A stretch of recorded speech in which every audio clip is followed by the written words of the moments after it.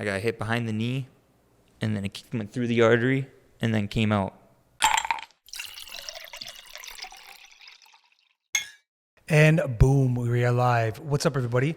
Couple Casuals Podcast, episode number 49. I'm your host, Stefano. Guys, we got a great conversation for you guys today. We got an amazing conversation for you guys today. In the world of boxing, my guest today is a 15-0 professional Canadian boxer who's actually in the midst of a very exciting fight week this week. He is set to make his return this Sunday, November 24th. So make sure you keep an eye for that. With that being said, I want to bring in Josh Lupia. Welcome to the podcast, brother. Thank you for having me. 100%, man. Thanks for coming, bro. You took a little trip down from Niagara, but it's great to have you here. I appreciate you taking the time during fight week, man. So yeah, no worries. Really appreciate it. Man, I had Lee on a couple episodes ago, and I was asking him, I said, Lee, who is the most complete boxer in Canada? Who's the guy that you think is like the good Canadian boxer that you could put your money on? And he kept saying you. Yeah. He's like Josh Lupia, man. That he's the complete package. He's got the charisma, he's got the skill, he's got the experience, and he's got a great personal story too. So I kind of want to get into all that today, bro. I want to kind of get into all of it. But firstly, just starting like fight week, man. How you feeling? How's the body? How's everything? Good. We had a great camp. We've been in camp now for about 11 weeks, so it'll be 12 weeks total of a camp. Yeah? And everything was good. Can't complain. I was healthy all camp. I had great sparring, great training. I do my training out in, now I'm in Newbury Park. I live in Thousand Oaks, California. Yeah. Which I want to get into how that move happened, because you grew up in Canada, yeah? Yeah, I grew up in Canada. I went out to California in like 2019, right before COVID. I was there for a year, and then COVID happened, so I came home. Mm-hmm. But yeah, it was a great camp. Leading up to it, everything was good. Body feels good, everything feels good, right on weight kind of thing? Yeah, we're right where we want to be. Yeah. I have a great nutritionist, and just been following the rules and staying at it. That's it, man. That's really what it comes down to, eh? Yeah. What's the mind like in fight week? I always get curious to ask a fighter, like, you know, because I'm a little bit of a nervous guy. I get nervous with things. I wonder what is it like for you with when you're going into fight week with nerves, with just putting finishing touches on everything. What's it like just as from like a mental standpoint? You're always going to be nervous, but the way I prepare is I train so hard and I do everything right in the weeks leading up to it that no matter what, I know in fight week, I did what I had to do. So when it comes to the fight time, I did what I had to do. So it's like when I get there, it's like if I lose, I did what I had to do. So it's like if I lost, I lost. It is what it is. But I'm ready. And you get a little bit nervous, but try not to think about it too much. You want to stay focused on the fight, but you don't want to overthink it. Mm-hmm. So you got to find that balance. And I always find that balance, and I just feel good. And it's in God's hands after that. Yeah, 100%. I feel like the nerves can almost be used to your benefit sometimes too. And correct me if I'm wrong. Do you get used to it more as time goes on? Like, okay, this is just another fight week. This is another day in the office. Like you said, I left it all out there, and whatever happens, it's in God's hands. Yeah, you get used to it, but right before the fight and like those hours leading up to it, no, it's always the same. It's just From my first amateur fight, it's the same nerves I get. And if you're not nervous, there's a problem. Yeah, I agree. It's good. It's healthy. Yeah, it sucks in the moment, but I always fight better when I'm nervous because I'm on my game.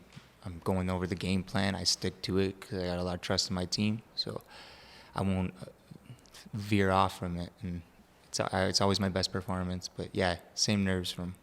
How good is the feeling after though? Yeah, there's no feeling like winning a fight. Like, there is no feeling. Like I played other sports my whole life growing up, and yeah, there's nothing that compares to it. Especially once you can like finally relax. You get back to the dressing room after seeing the doctor, and it's just like you're with your closest friends and your trainers and stuff, and you're just like, all right, we did it. Now it's time to eat, chill. Yes. And then you just relax. Yeah, what a buzz that must be. And I think I heard Mike Tyson, which I want to ask you about something quick. I think I heard Mike Tyson say like something about nerves fueling him and sort of zoning in on using his adrenaline in a positive way. But speaking of Mike, I want to ask you just quickly before we get into your story and stuff. Obviously, recently there was the Jake Paul, Mike Tyson. I want to just, from a boxer's opinion, what is your opinion on? What do you think about the whole spectacle, man? He was my favorite fighter, like growing up, and still is. Yeah. So, but at 58 years old, I didn't like it. I know, man. It was a trip to see him. Like his legs looked weird, right? It was like watching your hero, and I didn't want to see my hero go out like nothing against Jake Paul, but I just didn't want to see my hero go out. You know, like I didn't want him to see him go out like that. I love that he did 8 rounds, and all the respect to him for doing what he did in training camp, all that stuff leading up to it. That's hard work, and he had like the problems in the summer that no one really knew about with the blood transfusions. Did you know about what happened? Like, it was pretty I knew that he had a problem back in the summer, and that's why they canceled the first fight. I didn't know it was that serious. I read his post after. Yeah, I saw his post. I was like, what the fuck? I was more so like, that's crazy that he went through a whole camp and then had to do it again. Yeah. That's crazy, bro. And, man, the fact that he did 8 rounds, great. Like, that's amazing. I think that, but too old at 50. I think once you hit 50, it's like pretty much like the exhibitions have to be against like another 50-year-old or someone that age. But other than that, you're kind of like, you're at the end. You're not even kind of. It's the end. There was a lot of critics online. Like, I want to get your opinion on this too, just quickly before we get into your story. A lot of critics online kind of talking about how he looks so good in these training videos, but you know how it is from our boxers.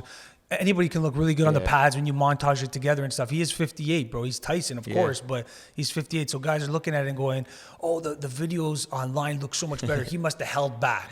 Like, what do you think about No. I seen he had a knee brace on his right knee, and he didn't use his right hand much, so maybe that played a little bit of a factor. But when he was walking out, he looked a little bit shaky in the legs already, which that's nerves. Nerves do that. They take away your legs like right away, so you feel like you don't have legs. They feel like jello.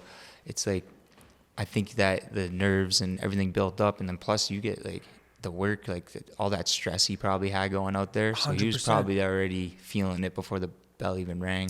And then as the rounds go, you know what I mean? And he's fighting Jake Paul's in his prime. Yeah. Like young, strong.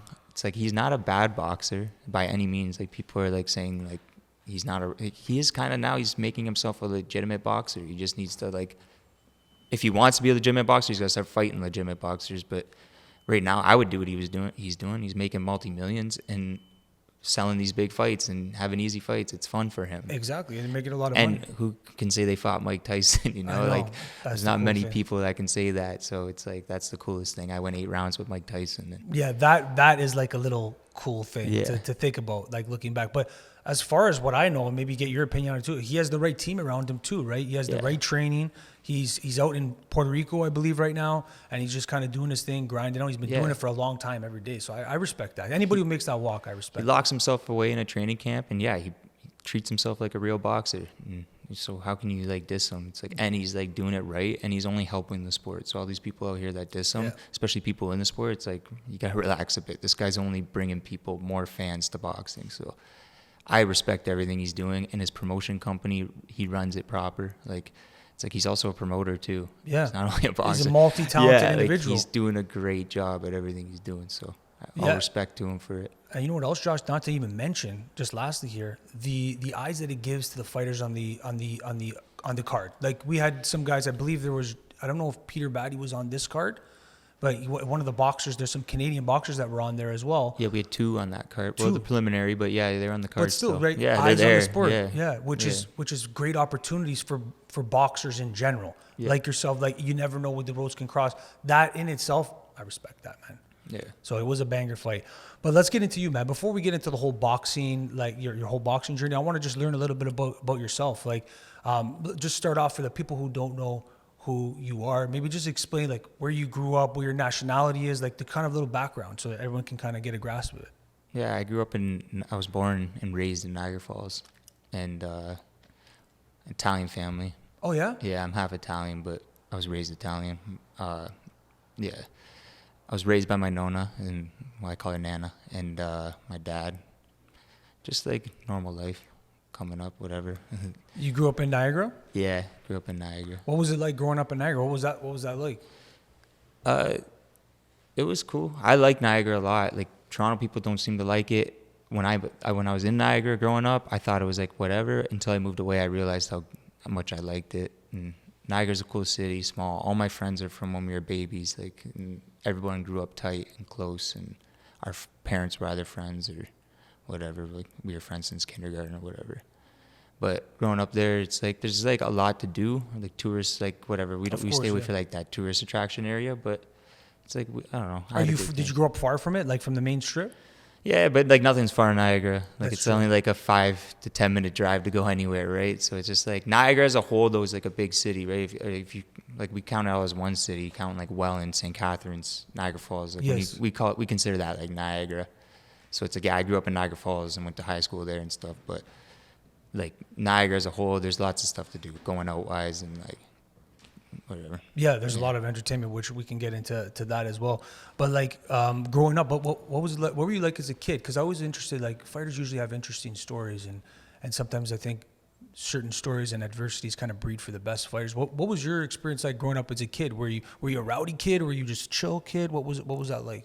Yeah, I shouldn't have said I grew up normal because no, I was a piece of shit. We all were, boys. Not a piece of shit, but my life was not normal by any means. Course. It was very, very, yeah. My life was very, I don't even like saying rough because like, obviously I don't complain about my life, but it was rough. And then it was just like, yeah, I was a bad kid. It's like, I would fight all the time, especially school. Yeah, fighting or getting suspended for something like ridiculous. Like if you go down the list of like when I think about things that I did as a kid, I'm like, man, that is insane. But yeah. But that's the thing, man.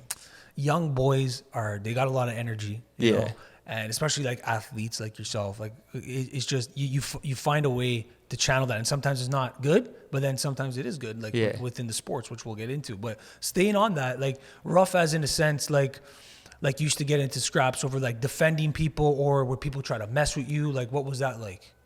Yeah, like our family just has a little bit of a name, and like parents like to take advantage of that and talk to their kids. And what parents are stupid. They don't understand their kids repeat everything they say. So it's like, yeah, my brother and my sister as well, like we would hear a lot of like just shit coming out of like kids' mouths, and then you would step to them and deal with it. Like at first we'd go back to like my dad, who's, you know, like my dad's the best dad anyone can ask for, you know, like he's present in my life, always, never hasn't been, and always been there for us. And yeah, you just like repeat what was said, and he would tell us straight up that's coming from the parents, and like the parents are just miserable goofs, word for word, you know. He'd walk us through it, but like he'd be like, yeah, if anyone ever steps to you, or if you don't like it, like punch him in the fucking mouth, like straight up. He's my kind of guy, right there. So that's what we like started doing, and then you just earn the respect, and it is what it is. And man, if you look at like most of the parents that talk the most shit about, one, we weren't allowed at birthday parties and all that stuff most of the time because of our family name and whatever. It's like those kids, all those parents that were like that with us, their kids turned out terrible. Yes. So my dad gets the last laugh when it comes to that. Like my sister's in medical school, and my brother's doing great, university graduate. Oh, that's awesome, man. So you have two siblings? Yeah. Close in age? Yeah, my brother's only 13 months older than me, so a year difference, and then my sister's 2 years younger. That's awesome, man. I didn't realize you were Italian too. Whereabouts in Italy? Yeah, we're from Calabria. Oh, you're from Calabria? Yeah, we're a little bit central to that. But man, that's great. Yeah, I love to hear those stories. Like, you know, sometimes the rough and tumble makes for the best guy's character and stuff, which we'll get into too. So at what point did boxing enter your life? So you've had these scraps, you had these things that kind of people step to, you have to deal with it, you learn about yourself, your character. At what point did now boxing enter your life? So it was towards like the end of elementary. I think it was about 12 years old, and we were watching UFC a lot. I played soccer, so I never really cared about fighting, but then we started watching the UFC, and then we were like, oh, let's get into MMA and do both. Did MMA for like 6 months, and then I just liked boxing a lot more, so I just started boxing. After that, I had my first fight at, I think, 12. First amateur fight. That young, bro? Yeah, which is like, for boxers, it's not that young, because a lot of boxers start out when they're like 6, 7, or they're born and raised in the gym, right? Like they just like grow up fighting. But yeah, 12 years old, I think I was. Yeah. So you had your first amateur fight when you were 12. Do you remember it? Do you remember the feelings, like walking in and everything like that? Not really. Yeah, like, when I'm trying to think back to actually my first fight, it's like, it's like a kind of a blur, because I honestly can't remember where it was at. Yeah, because it was in London, Ontario, I think, but I could be wrong. Like, but yeah, it all kind of like blurred into one, because like we fought a lot. Once I had that first fight, like as an amateur, you just keep fighting. So as long as there's kids your weight and your age, you're just fighting. What did you do? 3 rounds, 2 minutes? Yeah, I believe that's what they would start you at. Yeah. And then once you hit like open class, which is like 10 fights or more, but if like your coach thinks you're ready, you can go earlier. I think I went open class after like my first 3. Okay. And then 3 3-minute rounds. How important do you think it is for like a young man to learn how to fight?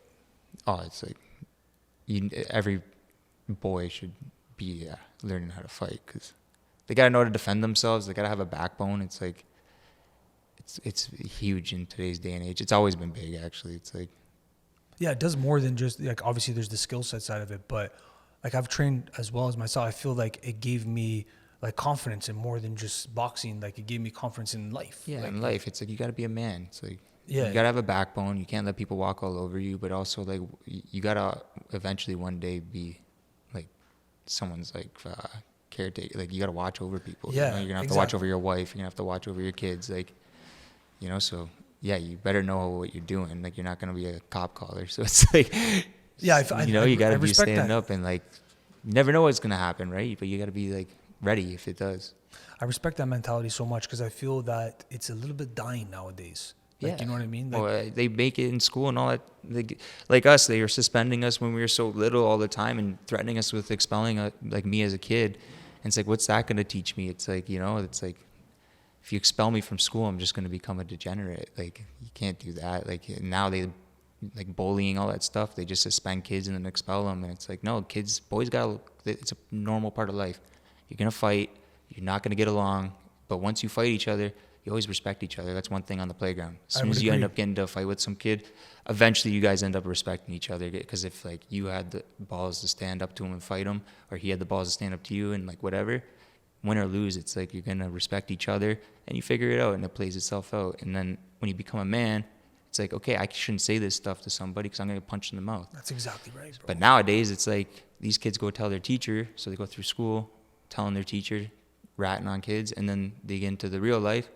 And then they get all cocky and they're at some bar or something. They get knocked out and then they call the cops and they rat that way. And it's like, man, it's bullshit. Yeah, no, I couldn't agree more, man. That it breeds character. Like those experiences, they really does. It breeds character, and I think that something like boxing is eventually will come into somebody's life, or any other sport. But it seems that that's sort of what happened to you. Did you then channel your energy into boxing, and did it discipline you? You feel, or maybe not at one point, but then later? Yeah, how did that work? I was disciplined already when I got to it. Like I would never hurt nobody for no reason. I would never fight for no reason. There's got to be a reason, like always. But when I got into it, it's just like the anger is always still there. I don't feel like people are like, oh, you get your anger out doing that. It's like, no, I don't feel that way. I do it. It's more like a job, and I enjoy the training and stuff like that. I enjoy that it's like something for me to do. It kept me busy during those days. But yeah, you get disciplined from it, and then it's just like, yeah, it's good to know. Bro, what's up? Like, you can agree to this too. Fighters are always the most calm and cool collective individuals. They usually, they're not like the guys you see at the bars that we were talking a little bit before, that are screaming and shouting and ready to they generally, most of the time, they're the ones that actually are, like you said, that get punched in the face and then they run to go tell on you. The boxers, it calms you, it makes your heart calm, and you're more of a better individual overall because you understand the humility. There's a humility aspect. Yeah. Would you agree? Yeah. Well, you just know what you can do. So it's like, was on the street, it's a little bit different because I know a lot of fighters that in the street fight, they would get destroyed. In the boxing world, they're great, or MMA, they're great. It's like, but they just don't know because if you haven't street fought, it's not the same. Yes. There's no rules in the street. Yeah. There's no squaring up. Yeah. So you don't know. Like a sucker punch is not illegal in the street fight. It's like if you don't know when it's coming. There's no fucking rules. You can bite. You can do whatever. So like a lot of fighters get a little like confused with that, and then a lot of street people get confused with that with me growing up, and then still to this day, it's like you got to remind people every once in a while who you are, and I had to do that a lot, like especially from 18 to 22. Like I had to earn respect, especially because I started going out. Now it's different crowds, right? I'm not going out in high school with the high school kids who knew who I was. So they wouldn't, like me and my brother, my crew, like they wouldn't mess with us because my brother's a big dude too, also can fight. He boxed too. It's like we showed what we could do, and then people just like, they heard the stories and stuff. But once we hit the bars, it was just like, now you got bars and nightclubs, you got older guys, like 28, 30, who their groups, they think they're the shit, whatever it is.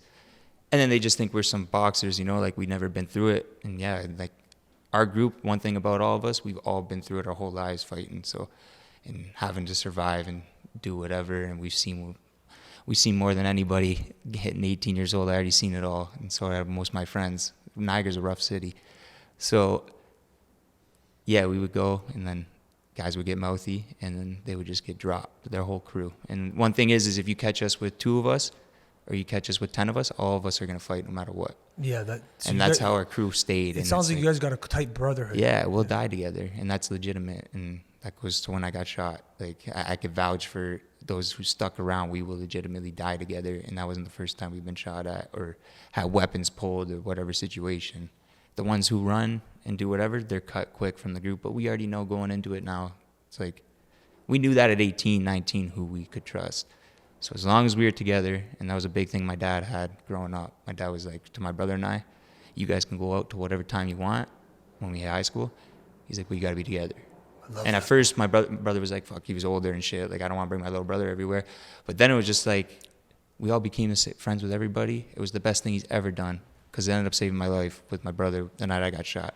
Because if it wasn't for my brother, I would have been, we'll get into it, but yeah, I wouldn't have been living. So maybe we can, like, I wanted to ask you about it because Lee did mention it. If you don't mind, like, tell me what happened, like, what was the story, like, what kind of went down, whatever you feel like. Yeah, I don't want to get too in depth with of course, yeah, everything, but there was a little issue, nothing worth shooting over. But in my eyes, it was in Niagara. It was in Niagara, right? Yeah, it was in my city. It was right before we were going into another lockdown. It was during COVID. Oh, fuck. So it was during COVID. That's why I was home. I flew home from Cali. And whatever, I was here for COVID. And then we were going to go out, have like a little night out, whatever. It was the last night before lockdown. That's like what I really remember about it. It was also Halloween night. Oh, shit. Okay. So we went to a club in Niagara that we usually go to. Mostly our people, whatever. There's a crew from out of town. Little disagreement. My perspective, yeah, I wouldn't shoot somebody over that, but I'm different. Some people shoot people over nothing, so it's like, whatever. One thing led to another. Shit popped off. It was a massive, like, whatever, brawl or whatever, and then kind of like fizzled a little bit, but not really. Like everything's kind of like so hectic. And then my brother was trailing behind me a little bit. Seen a dude with a COVID mask, like in the hood up, creeping. My brother caught the play right away. And this guy was like maybe 6 feet, 4 to 6 feet from me. I had my back turned, and I don't see him coming. So all I hear is one of my boys go, yo, yo, gun, gun, gun. And then my brother, like a fist hit, when a fist hits, like sock a jaw, you know? My brother was just already running at him and just dropped him. Dude landed on his ass, points the piece at my brother, but he must have had the safety on or something like that. Because I remember everything slowed down, like tunnel vision. It was inside, right? This was inside? No, this was right out front. Right in front. Like it started inside, moved out. Spilled out, yeah. It was going on quite a while, the whole ordeal. And then, everything slowed down. Everybody's fucking fight for the gun. He let off 11 shots. People got shot. My boy got shot through... Like it was a flesh wound, but he got hit. Didn't even know he got hit. Everybody's fighting. Just turned into like I don't know, like shit you see in the movies. Everybody yelling, screaming. Yeah. I knew I got hit. I felt my leg burn. Like it felt like, like I felt like the punch. Like it felt. What did it feel like, if you don't mind me asking? I felt like someone just punched like the side of my knee. Like I just felt the hit, and then it was burning, and then I knew I was like, fuck, whatever. But we're still going, right? Because it's like. This guy hit, we don't have it yet, right? Like we're all like this guy's still shooting, so it's like we're all still going at it. And I'm thinking in my head at that point, like fucking, like this shit's crazy now. But the next thing you know, I'm like walking away with my buddy, kind of limping, and I'm like telling my boy I got shot. My boy's like, no, you're fine. Like, and I'm like, no, I got hit, but I was like laughing about it. I was like, it's a flesh wound, I think, bro, because I was like still putting pressure on it and like.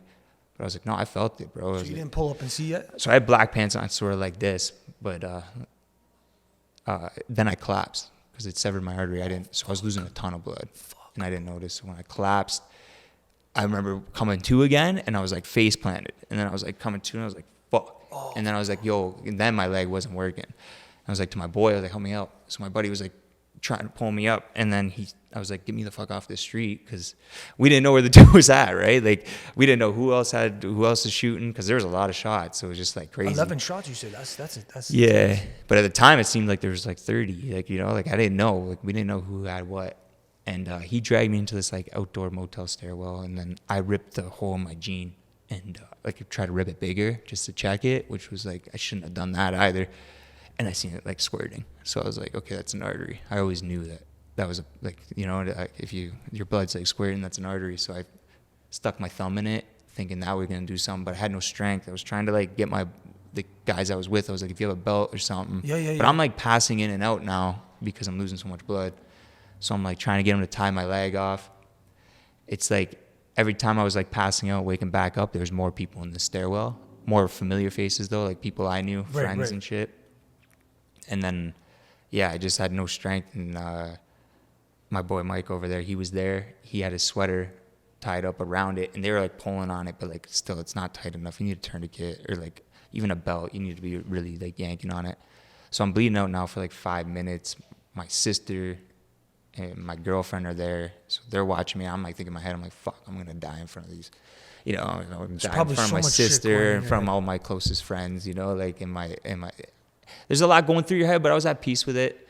I knew it was coming, so it was just like, what are you gonna do? Cry about it? It's like, you know when you're dying, it's exactly what they say. It's like you get freezing cold, and you know, like you just kind of like mellow. You're mellowed out, and yeah. Then next thing you know, I passed out again, and they're like slapping my face, trying to keep me up, and then I wake up, and I got my brother finally found where I was at because we got separated, and my brother's just like, yo, we're not waiting because everyone's on the phone with an ambulance. Trying to get fucking help. Everybody, but they're not letting the ambulances in because there's active shooters. So they made like holy fuck. Yeah, they blocked people off, didn't let them in, and no cops were in or nothing. Like nobody was in. It was just like a war zone basically. Like nobody's coming in until they're like safe, and then they're gonna come through. So my brother already knew that, and he was like, when he found me finally, he just like didn't wait. He was just like, look, he's like slapped my face. He's like, we're going to the hospital. He's like, stay the fuck awake. And I'm like, hey, my leg's fucked. And then like he just like picked me up and then threw me on his shoulder and started running with me because they had the car pulled up somewhere. So he threw me in the backseat of the car, and then he was getting in the front and then to drive. And then this cop's like, take him out. And so some cop came running in. They pulled me out. He tourniqueted my leg, and then yeah, the ambulance got there. And then what do you remember after that? Like when you got in the ambulance, do you remember anything? So in my medical records, they hit me with a defibrillator. So my heart, I guess, did stop. It said in my medical, when I was reading them over, I had no idea that this happened. But I was like, I remember getting loaded into the ambulance. I was freezing cold and like just like couldn't stop. Like I was like freezing. Like, that's all I kept saying. Like, yo, I'm free. Like when I was talking, and the ambulance guy was like, he was like, Josh, he's like, you need to stay awake and fight. He's like, fight. He's like, stop worrying about how cold you are. He's like, fight. And then I remember I was worried about my jersey. I was wearing a Kobe jersey. Like, you know the blue ones? You know the blue Kobe jerseys from, like, way back, though. I had a real one. Like a retro number 8. The retro one. And I was like, don't cut my jersey. And I was already off when they already cut it. So they cut it immediately as soon as I got in there. So Kobe jersey is good then? No, it was gone. They cut it. Oh, they cut everything immediately. So, because I was going in and out, obviously, when they hit me with the fucking defibrillator or whatever. So, like, I'm dying literally or flatlining and then coming back. And, yeah, your life flashes too. That's a real thing. I was, like, memories from when I was a baby, childhood that I just, like, completely forgot about. Shit. You're just, like, flashing through life. And, like, it just, like, yeah, it just hits you all of a sudden. And then, like, I bled out for, like, 7 minutes, man, with a severed artery, like a main artery. So it's, like, yeah, I wasn't supposed to live. It's weird. That's fucking amazing, God. bro. Yeah, thank God, 100%, yeah. Man. So many questions there. Firstly, bro, commend you, bro. Mad respects and just the face of death and like how you dealt with it and like just with your boys and everything. Like not everybody goes through that type of shit. So I'm sure that taught you a lot about yourself. So that's just crazy. What was that call like to your dad and like the people that you love? Like how did that all go down? So the one I regret the most is my Nana is my emergency contact since I was a kid. Yeah. So I never changed that because you never think to. So I got taken to the Niagara Falls Hospital first, and then they emergency transported me to Hamilton because they couldn't do the surgery there. The doctor said to one of the nurses, who the nurse told one of my friends, because everybody in Niagara knows each other. Course, so yeah. My friends messaged the nurse they knew working. I was like, is Josh in there? And they said, yeah. And they said, what are they saying? And they said, Josh, the doctor said, Josh not going to make it probably to Hamilton because I lost so much blood already and all that stuff. So they were panicking. But then my Nana got the phone call that I'm in critical condition and I'm going to Hamilton. So she's up. This was all around midnight because bars during COVID were closing early. So, man, she's obviously a wreck. My dad got the phone call as soon as the shots went off, basically. Someone in Niagara called him. Oh, and, so he knew right away. Was like, yeah, there were shots. It was a beef to do with Josh. We don't know how he's doing. We know one of them got hit. We don't know if it's Josh or Gabe, but they're like, we know one of them was hit. Nobody knew which brother yet got hit. So my dad actually got pulled over before the police even got the call, or this cop didn't get the call. My dad was flying to the scene, and he got pulled over by a cop. Oh, he did? Yeah, and then the cop went to his window, and my dad was like, listen, my son just got shot, and told him where the location was at, and was like, I'm going, Yeah. And then peeled off. A cop that I know was working in St. Catharines, so they hear over the radio, the cop goes, I just pulled over a guy named Gabe Lupia. He just yelled at me that his son got shot. He's not waiting, and he peeled off. And they're like, yeah, we just got reports that there's multiple shots fired, multiple people hit at the location it was at. So it was like mayhem there. Yeah, everybody, like, I woke up to like 300 texts, mostly people, like, I don't think, like, a lot of people just wanted the scoop, like, a lot of people cared about how I was doing and all that stuff, but you hear after about how people were talking, and it seemed like a lot of people liked to hear what happened. Yeah, people are curious to see what the hell's going on. They were curious, and then then once I heard the talks after, people were like satisfied that, I don't know, stupid shit like, yo, he got was coming to him. It's like, what the fuck's that even mean? Because I don't know what the fuck was coming to me, because I never hurt nobody for no reason. I never was disrespectful to nobody for no reason. I always was a respectful man. Every room I go in, it's like I'm always respected, and I'm always respectful. I don't come anywhere cocky or anything like that. But it really showed me how fake people can be. And then it showed me how real a lot of people can be, because a lot of people I didn't think would be around were around. And then obviously my close people were around, and they don't got to prove it to me, but they prove it to me all the time, how close that we're all tight, It sounds like your real ones were there with you. I want to get into following that with boxing afterwards. But like, what would you say that event, like, what did it did it teach you about like who's real, who's not, or did it teach you something about yourself? What would you, like, looking back on it, what do you think it kind of taught you about life, yourself, everything? Looking back on it, it taught me, my dad used to always tell me when we were growing up, like, there's only two roads for a gangster, and it's like dead or in jail. And you can't be half in, half out in boxing or trying to be a gangster or whatever, being in the street. And he used to tell us all the time, like, you guys need to figure out what you want to do, because there's no life in that. Maybe back in the day, but he's like, there's no honor to, no honor no more. No fucking, people rat. Everybody's a rat. Everybody's a piece of shit. There's no loyalty no more. So he's like, figure out what you guys want to do. You can't be doing this shit. And then we were doing what we were doing and getting into the fights, all that stuff, and problems at bars.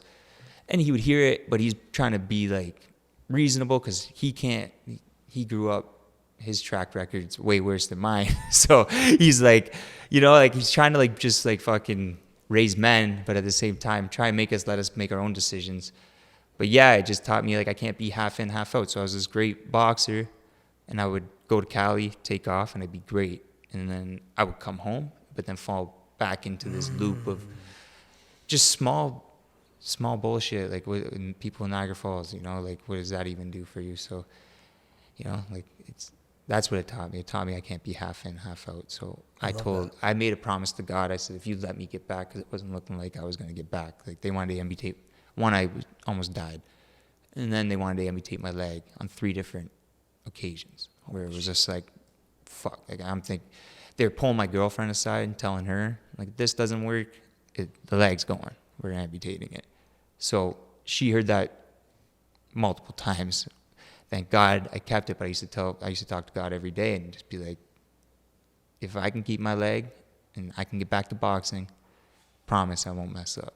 You give me that second chance, I'm bought in. Like, and then once I started seeing the light at the end of the tunnel, it was just like, that was it. I see you with the Jesus piece and stuff. I want to ask you about your relationship, like, with God and stuff. Has that always been prevalent in your life, or is that something that recently throughout these times that you've leaned more into, like faith? What's that like from your perspective? So I grew up Catholic. Like my Same, yeah. grandmother and my dad, my nana and my dad are Catholic, and I would pray and stuff like that, but I wasn't really like religious, I guess. Like I wouldn't go to church. I wouldn't read the Bible. I wouldn't pray as much as you should. Right, I also right. didn't know too much. Like I wasn't educated on it. My nana would try to teach us, but yeah, I got to a point in my life where I was just like, you're more so like you just like kind of like embarrassed, whatever, to say that you're religious. I don't know, because that's the way the media makes you feel nowadays. Yeah, no, I hear like, you. growing 100%. up, Yeah. they make you feel like it's like an embarrassing thing, and like you're weak or something if you're like devoted to God. So yeah, I hid that, but I got this Jesus piece Oh, I didn't even tattoo. see that, bro. Yeah, I Really got that nice. before, like months before getting shot. But yeah, once the shooting happened, that's when I really like, because the miracles that happened during it, Yeah. it wasn't. Yeah, bro. It was like supernatural things that happened with me. It was like 'Cause a I'm not divine supposed to be bad. intervention type shit. Yeah, there's a lot of doctors, like my doctor in New York, when he looked at my leg, I went to Manhattan for my last surgery, and he was looking at my leg, and he was like impressed with everything, because like of what it went through already, and he knew everything. He was reading my medical records. He's like, you're not supposed to be Right. where you're at. And then he made it a lot better. And, but yeah, it's like when I hear those things and all that stuff, it's like there's a God, and what I was praying Yes. for was happening. So that's like- when I got very, very, very religious. Yeah, 100%. I love to hear that too, because I've had, obviously not similar to that, but like I've had experiences in my life too where I felt like it's God. That's Yeah. 100% God. So I really love to hear that. I think young men too need to hear that shit more, because you're right. The media does kind of swing it the other way. They want to put some other shit down Yeah. your throat that maybe is not as. Yeah, they're trying to bend the rules and like Yeah. not let you like, say the Bible is like old and like it's a new world, and it's like, no, man, you guys are changing it. Yes. You guys are exactly. changing. You're pressuring us to change with it, which they don't do with any other religion. It's like- But that's they'll ex- do it with that's Christianity. exactly right, bro. Which is not fair at Yeah. all. So it's like us as Christians and Catholics, we need to be strong and like stick to our guns and Yeah. stick to the Bible. Yeah. And like what it says in there is what it is. Like that's what Jesus said. So that's couldn't what agree it more. is. So Bro, we could have a full podcast on Yeah. just that topic right there. But I want to ask you about your dad just once quickly before we get into like podcast, the boxing and just the fight coming up and stuff. You mentioned him a lot. Would you say he's like a serious mentor of yours, like throughout your life? Oh, Was it 100%. boxing, real life? Like Everything. just touch on that for a second. everyday life, boxing, everything, how I go about my life. He's mentored me and my brother into we idolized him. And I think a lot of my friends, two of them that are here today, idolizes him too, because he played a father role for a lot of my friends I love too. that. And he knows what it means to be a dad and a leader as well. He's a great leader.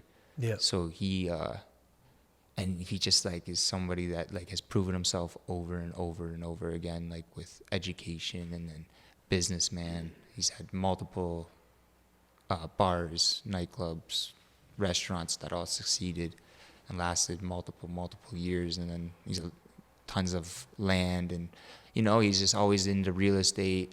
He's always doing something, and he's always up with the trends. Like he's ahead of them. So he's always very educated, like with everything he does, and he's very smart. And That's interesting. Did you maybe adapt some of that? Because I see your socials, you understand like as a boxer, there's multiple components that go into it. Like you have the skills, obviously, the socials, Yeah. your socials look really good, your entertainment aspect of it. Would you say that maybe you pulled some of that from him in a way? Oh, 100%. Yeah, the way we all like work and my work ethic is like him. Like he used to make fun of my brother and I when we were young, when we were just starting boxing. He'd be like, "You guys better not embarrass me. Like, you better be training, like, because Yeah. these guys you're fighting, you're gonna be training." Like just Yeah. stuff like that. You would always be installing it into your head. He knows nothing about boxing back then. Even now, he wouldn't tell you. He knows. He just watches his kids, right, and watches like big fights. But he would just like let us know how important it is to not be a slouch. So it's just like, if you're gonna do this, don't fucking embarrass your family. Like, don't embarrass your people. And that's how I feel, right? Yeah. Like, so it's like, I'm gonna do this. I got a name to represent, and our name goes a long way. And it's like, and he wouldn't put pressure on us, but it was just like, he would like just make fun of us and just be Yeah. like, don't embarrass me. You better be training hard. You better be eating good. This guy, and like that. Like I still think that all the time. It's like if I'm training, it's like this guy's training too. So it's Yes. like I need to be trained harder. I also need to be trained smarter. You don't want to train stupid, because a lot of people get confused nowadays. But yeah, it's like I'll train. I'll always be thinking that I'm not gonna eat that, because this guy I'm I'm fighting. He So ain't it's like eating your that. dad's voice in your head almost. Yeah, and then it's just like the different outlets of like the media aspect too. Because before I used to just think my boxing was just like what was gonna do it, and I still believe that my boxing is what's gonna help me succeed and do everything for me. But it's like, why not do the media? Yeah. And why not get all my socials right Yeah, and get bro. everything in place and create a team and build a team?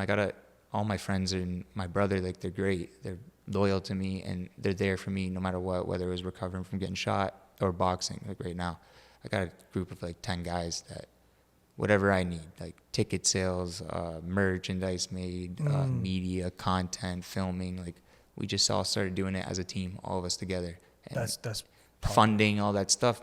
I've been funding myself for a while, so these guys now help me out.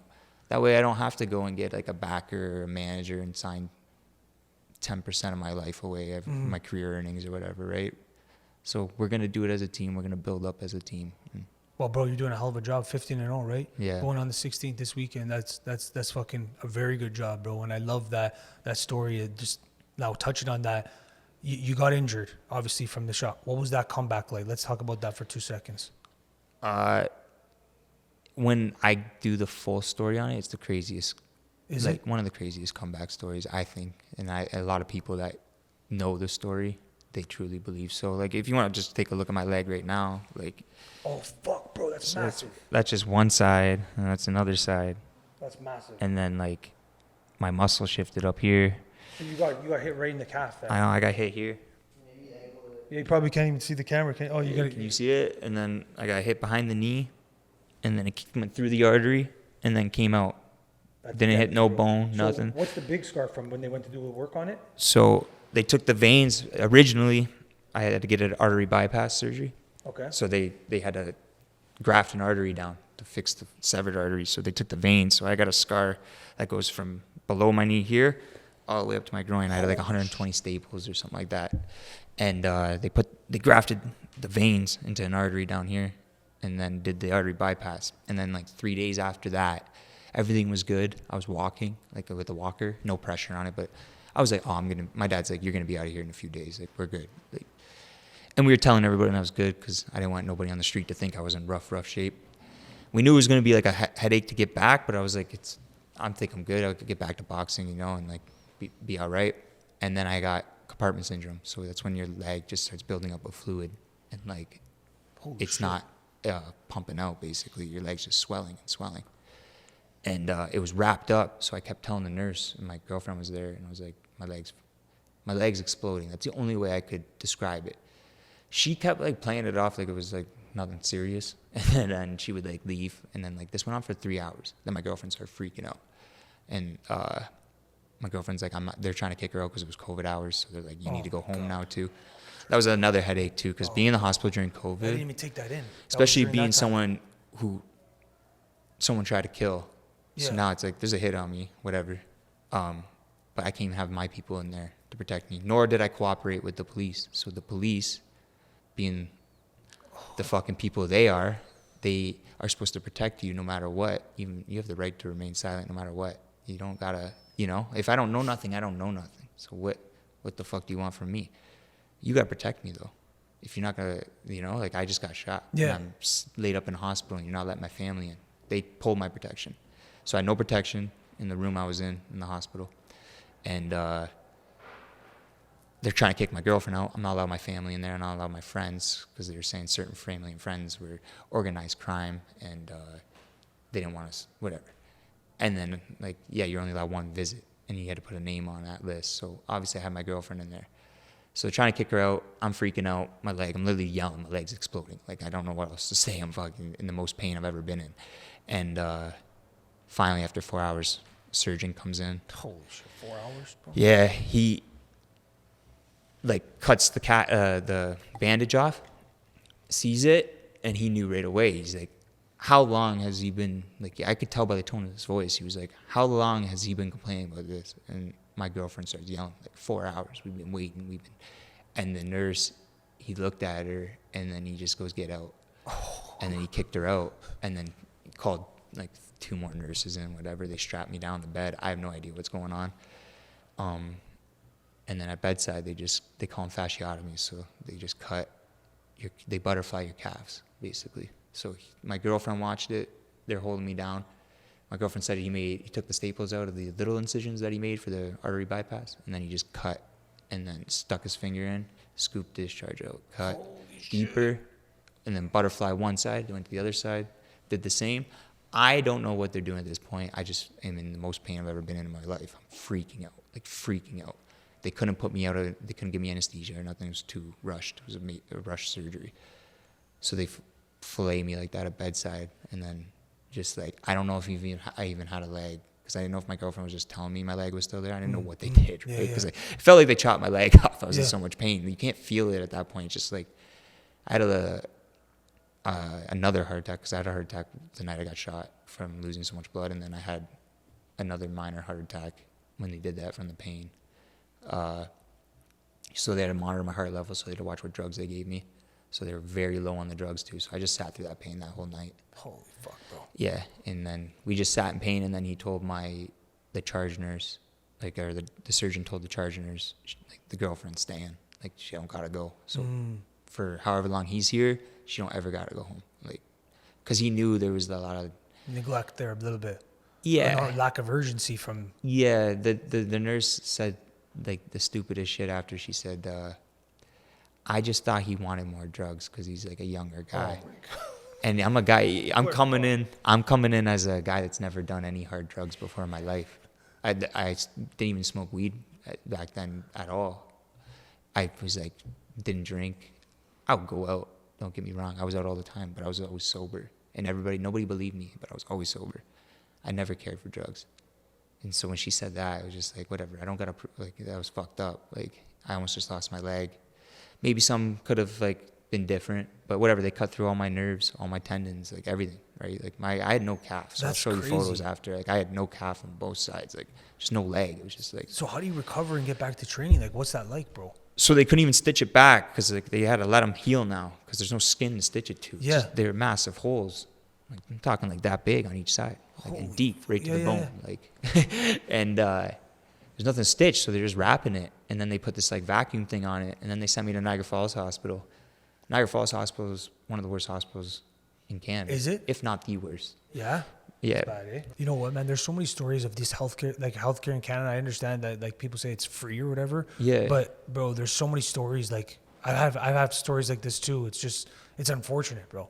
Because we pay you a lot of money. Yeah, it's like, what are we paying for? Yeah. And like, you already don't take care of me. They already didn't change my bedding. They already didn't clean my room. My girlfriend was doing all that because they didn't bathe me. Bro, you got shot. You're in pain. Like, why aren't they helping you? Like, this is insane. They're too busy too.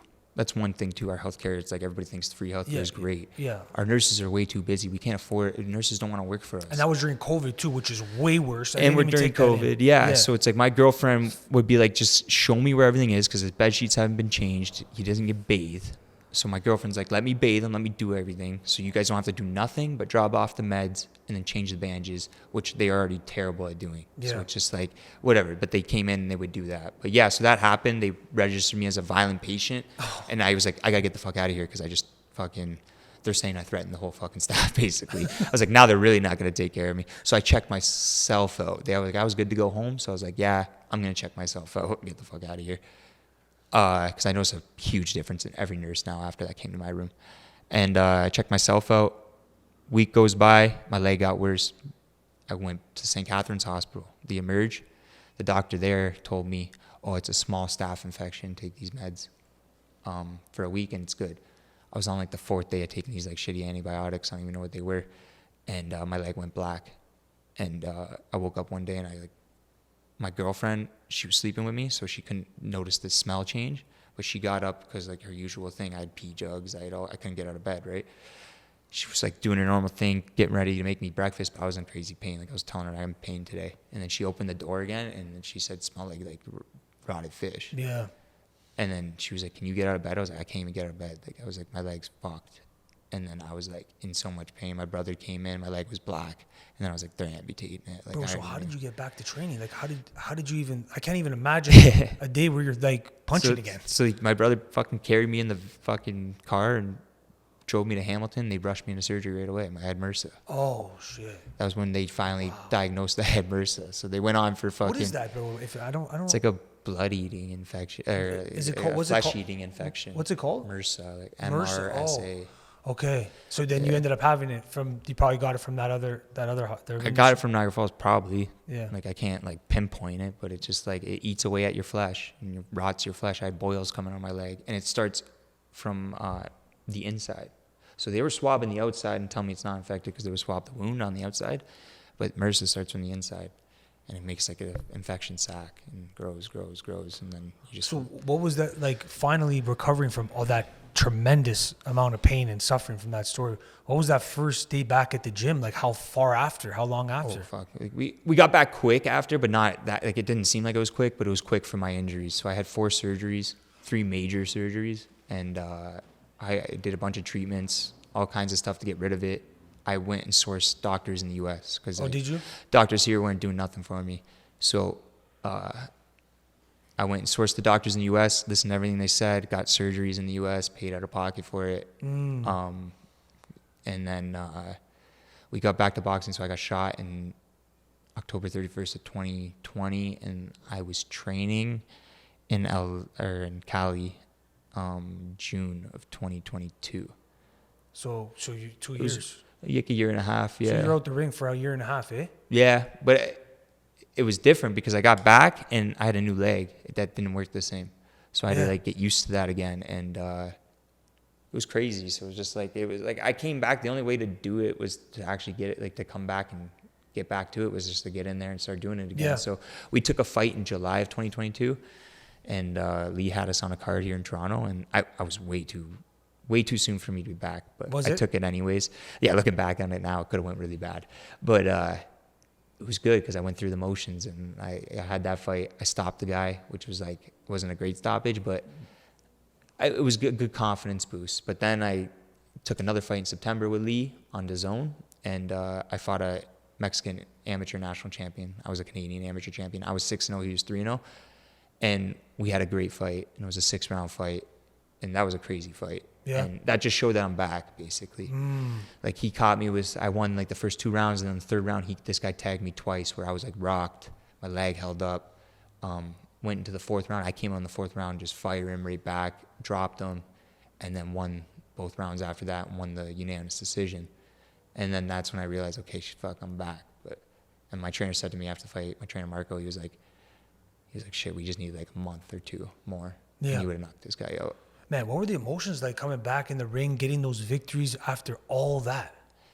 It was crazy. It still felt like I didn't, like I know back then the way I was thinking, like I was lying to people saying like I'm back, like I feel good. But I was thinking in the back of my head, like I'm nowhere near the fighter I used to be. Like I was like still down on myself. It was up until literally like the beginning of this year where I was like, I'm back. Like the sparring with former world champions and sparring with guys top 10 in the world, bigger than me or my weight.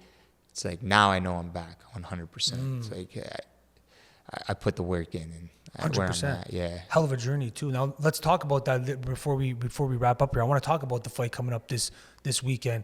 Is there anything that fans or people listening should know about the fight? Is there something special about it? Do you feel 100%? Is it like that finally where you're at that proper state of mind, everything is taking place, and now you're like, what can you tell us about this fight that's maybe unique in comparison to others? Well, it's my first title fight, so that's like the biggest thing. It's like it's time for me to make a statement. I'm fighting a real opponent, and like he's coming to fight. Like he's 13-2, so I'm prepared for the title. It speaks for itself. So it's like my first title fight. I'm trying to get on the world rankings now. I want to. It's the NABF title. Yeah, I want to put myself on the map in the super lightweight division, and like just show everybody I'm back and I'm here. You know, it's like, so that's the big thing to take away from it. Yeah, 100%. So what do you know about your opponents? Do you pay attention too much to your opponents? Like, do you study them, like figure out a game plan? Like, I watch film 100%. You got to do your homework. Yeah, 100%. Do your homework on whoever you go up against. That always, it's just stupid to not. And yeah, I watch film on him of what I could find film on him. I watch a few fights of his. He comes to fight. It's going to be like, it's good because he's going to come and be prepared. He's trying to take my away from me too, right? Because if he beats me, that's a statement for him. Mm-hmm. So I'm prepared, and I did all the studying I had to do. I still study, so it's like I'm ready. Yeah, I feel like that's the best approach. Like some guys say, like, oh, it's just another body in front of me, like, you know, it's just that and the third. Yeah. But I think I agree. I think studying, finding that ick that maybe that thing that he does, that tendency. Mayweather made everybody think like it was cool to not study film because he would say, I don't study film. I don't know if he did it or not. Yeah. I think he was lying to everybody and saying, yeah. I don't study film, and like convincing people, like it's like a mastermind kind of thing. I think Mayweather studied a lot of film, and Mike Tyson studied tons of film too, like I just don't get how you wouldn't do your own work if it's right there in front of you. You see the bad tendencies and all that stuff. Yeah, so you come up with your game plan, right? That's how you There come might up be a with it. shot that you see, like that hand keeps dropping. I might be able to I'm a lick that. huge NFL fan, and they watch film no matter what position you are. You're sitting watching film, like however many hours a week you need to be watching film. And the guys that watch film, it shows. And it's like you see the bad tendencies in people, and you see what they do. So yeah, you prepare for that. And as soon as you see those, it all comes into play. And that's what's cool when you knock someone out or like destroy a guy that you've been preparing for. It's like that plan worked. Yeah, because you're like, and things are coming into play. It might not come in the first 2-3 rounds, but that's why you stick to your game plan, because the second half of the fight, that's when he gets tired and his bad tendencies start to pick up and he starts doing sluggish things. That's where you take advantage. Man, I'm fucking fired up for this fight now, man. Like, even just hearing like your whole story and stuff like that, man, that needs to be, I don't know if it's ever been told before. No, I haven't told the full thing because there's so much more to it, because even after the infection and all that stuff, like I lost like the movements I lost and what I got back, like all that stuff, I really want to like document it properly. That's what I was going to say. You should. Yeah, and like really blast it out there. But like, yeah, just like it was a crazy time in my life, dark time. Like, but it was just like, but it was also good because everything happens for a reason. I feel like if it didn't happen, I would have ended up dead or in jail anyways. So, so it was very, in a way, humbling experience, you would say. Yeah. Oh yeah, humbling. But I got such a confidence boost from it, and then just changed my life. So it's like changed it for the better. You stood in the way of adversity and you dealt with it like and it's like what can happen, like everything's already been done to me. So it's like, what's the worst that could happen, And now it's like when I'm going into fights and all that stuff, it's like I've been through the worst. Yes. Like this is like the easier part. And yeah, I'll get nervous still, and I want to perform and I want to succeed, but it's all been done to me already before, so it is what it is. I love that, man. And it's just like, man, live by the sword, die by the sword with it. It's like, bro. In that life, that's what it is. And I held it down in that life, and then I switched over. So it's like, but I'm done with that life, and I don't care to go back to it. It's like, well, man, the world of boxing is right in front of you, man, and you're on a fucking great track. I know I can't wait to see the fight unfold and then the rest of the career as well. But I think that's the best way to kind of end it off and go into, like, I have a last segment on Couple Casuals podcast, which I call Salute. I'm Italian, you're Italian too, so you understand. Yeah. We do a little salute, we do a little cheers. So I give an opportunity to the guest to sort of end us off. Whatever you want to say, whatever words of encouragement, whatever is just resonating with you, end us off. yeah, just tune into my fight on November 24th at Rebel Nightclub. I'm fighting for the NABF title. I'm looking to become the NABF champion and solidify myself as a super lightweight. Yes, sir. I can't wait, man. I wish you nothing but the best, man. You and the boys, man. It's good to have you guys here too. Thanks for having us. Yeah, I appreciate you guys, and I appreciate all of you. Until next time, salute.